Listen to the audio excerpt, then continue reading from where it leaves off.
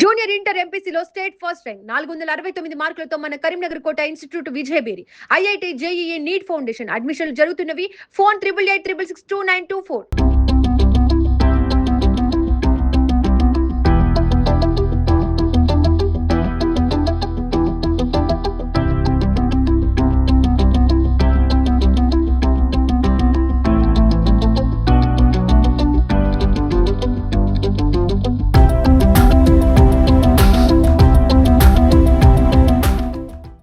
Hi everyone, welcome to Suman TV. కొద్ది రోజుల క్రితం కరీంనగర్లో పిఎంజీ జ్యువెలర్లో జరిగిన చోరీలో అగంతకులు జరిపిన కాల్పుల్లో బుల్లెట్ గాయానికి గురైన మధుకర్ అయితే ప్రస్తుతం పూర్తి స్థాయిలో కోలుకున్నారు.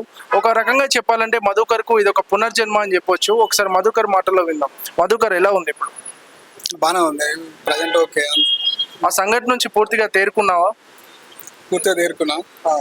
హాస్పిటల్ కూడా బాగా చూసుకున్నారు సార్, వాళ్ళు కూడా బాగా సపోర్ట్ చేశారు. ఇన్ టైంలో రియాక్ట్ అయ్యారు. వాళ్ళు తొందర రియాక్ట్ కావడం వల్లనే నేను ఈ రోజు మళ్ళీ మీ ముందుకు మాట్లాడుతున్నాను. ఆ దాడిలోనైతే పూర్తిగా ఎక్కువ స్థాయిలో గాయపడ్డది అయితే మధుకరే. తనకు పేగులో నుంచి బుల్లెట్ వెళ్ళి వెన్నుపూసకు తాకిన సంఘటన అయితే జరిగింది. అంత సివియర్ సంఘటనలో ప్రస్తుతం అయితే మధుకర్ పరిస్థితి ఇలా ఉంది. చాలా ఇప్పుడు ప్రజెంట్ అయితే స్టేబుల్ గా ఉన్నాడు.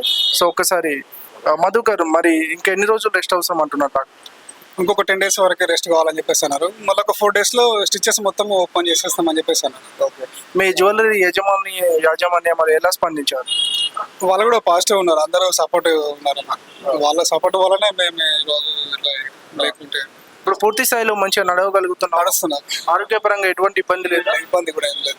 ఒకసారి డాక్టర్ మాటల్లో కూడా తెలుసుకుందాం. మధుకర్ కి సర్జరీ చేసిన అనస్థేషియా డాక్టర్ కార్తిక్ అయితే ఉన్నారు, ఆయనతో మాట్లాడి చెప్తాం. డాక్టర్ గారు చెప్పండి, ఇప్పుడు మధుకర్ పరిస్థితి అంతా సెట్ అయినట్టేనా? మధుకర్ ఇప్పుడు చాలా బాగున్నాడు అండి. ఇవాళ డిశ్చార్జ్ చేసి పంపిస్తున్నాం ఇంటికి. చాలా ఇంకో 10 days లో పూర్తి రికవరీ అయ్యి మళ్ళీ నార్మల్ గా తన డ్యూటీస్ చేసుకునేలా అయిపోతాడు. ఓకే, అంటే పూర్తి స్థాయిలో కూడా మొత్తం తగ్గింది. ఇప్పుడు పూర్తి స్థాయిలో రికవరీ అయిపోయాడు. ఇంకో 4 రోజులు గుడ్లు కూడా తీసేస్తాం. మెడిసిన్స్ కంటిన్యూగా వాడాల్సి ఉంటుంది. మెడిసిన్స్ ఒక 1 week వాడితే సరిపోతుంది అంతే. ఎలా అనిపించేది సార్? అంటే ఇది క్రిటికల్ సర్జరీ అని చెప్పారు. మధుకర్ పరిస్థితి అయితే చాలా విషమంగా ఉందని అయితే అప్పుడు చెప్పారు. తర్వాత ఆ సర్జరీ కూడా చూసుకుంటే పేగులో నుంచి బుల్లెట్ వెళ్ళి అసలు తనకు జరిగిన సర్జరీ గురించి ఒకసారి చెప్పండి. అతను యాక్చువల్గా అయితే చాలా లక్కీ పర్సన్. ఆయనకు తగిలిన ఇంజురీకి ఆయన ఇవాళ ఉండడానికి అసలు మేమే చాలా షాకింగ్ అనిపిస్తుంది. అరౌండ్ 6 hours టైం పట్టింది సర్జరీ అయిపోవడానికి. ఆయనకి బుల్లెట్ ట్రావెల్ చేసిన లోపల పాత్వే చూస్తున్నా కూడా వెనకాల ఇరుక్కోవడం, అరౌండ్ ఇంత టైం పట్టిన సర్జరీ. లక్కీలీ ఆయనకు పెద్ద నాళం ఏమన్నా ఇంజురీ అయి ఉంటే మాత్రం ఆ రోజు ప్రాణాలతో ఉండకపోతుండే వాళ్ళ ఆయన. మేము కష్టపడ్డ ఒక్కోసారి ఫలితం దక్కకుండా ఉండేది. అట్లా లక్కీలీ ఆయనకి అన్ని కలిసి వచ్చాయి అనుకుంటాను.